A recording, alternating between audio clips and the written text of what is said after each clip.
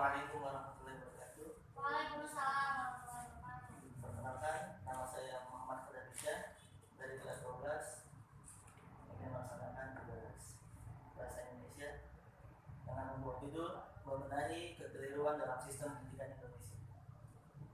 Ngomongin tentang pendidikan, hal yang paling pertama kali terbersihkan kita pasti belajar. Tapi tahu gak sih, kalau pendidikan itu nggak hanya sekedar materi dan teori, ada juga yang namanya pendidikan moral. Nah, pendidikan moral ini nih yang kadang suka hilang dari diri kita sendiri. Tapi saya nggak akan membahas tentang pendidikan moral, karena saya akan membahas tentang sistem pendidikan Indonesia. Sebelum kita bahas sistem pendidikan Indonesia, pasti di antara kita ada yang bosan saat belajar. Mungkin karena kita nggak suka pelajarannya, atau mungkin memang gurunya yang membosankan.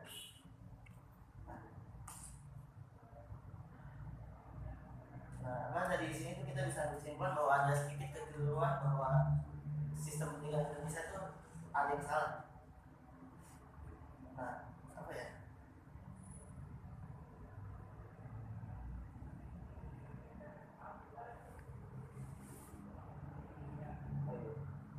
Ngomongin tentang rasa bosan tuh, saya pernah baca artikel dari www.halodoc.com bahwa tingkat konsentrasi manusia dari umur 8 tahun itu cuma 16 sampai 24 menit pertama. Nah, setelah itu pasti konsentrasinya udah kemana-mana.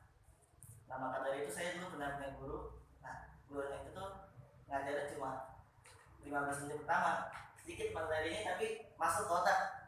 Jadi susah lupa juga untuk hitungnya. Nah, sisanya dia gunakan untuk apa? Untuk kayak cerita motivasi, untuk kayak penyemangat gitu supaya kita semangat belajarnya. Nah, dan yang paling penting itu ketika ngajar tuh gak hanya ngomong aja tentang materi, tapi harus ada yang namanya ice breaking atau kayak pencari suasana supaya nggak ngantuk, supaya nggak bosan.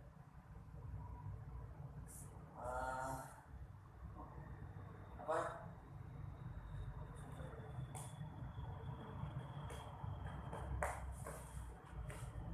Dan yang perlu kita ketahui juga, sistem pendidikan Indonesia menurut penilaian PISA atau Program for International Student Assessment berada dalam peringkat ke-72 dari 77 negara. Peringkat ini masih jauh di bawah negara Malaysia dan juga Brunei. Menurut pengamat pendidikan Budi Trikorayanto, setidaknya ada 3 masalah yang membelenggu sistem pendidikan Indonesia, yaitu yang pertama adalah kualitas pengajar. Kompetensi guru di Indonesia masih berada di tingkat yang rendah dalam kualitas pengajaran yang berkompeten.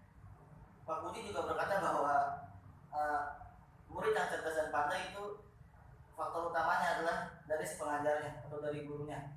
Sedangkan dari nilai hasil uji kompetensi guru atau UKG, kebanyakan nilai guru berada di bawah 5, rata-rata di bawah 5. Maka dari itu sangat penting diadakannya pelatihan pengajaran oleh pemerintah yang dilakukan seperti negara Finlandia, sehingga bisa menjadi negara dengan pendidikan terbaik di dunia.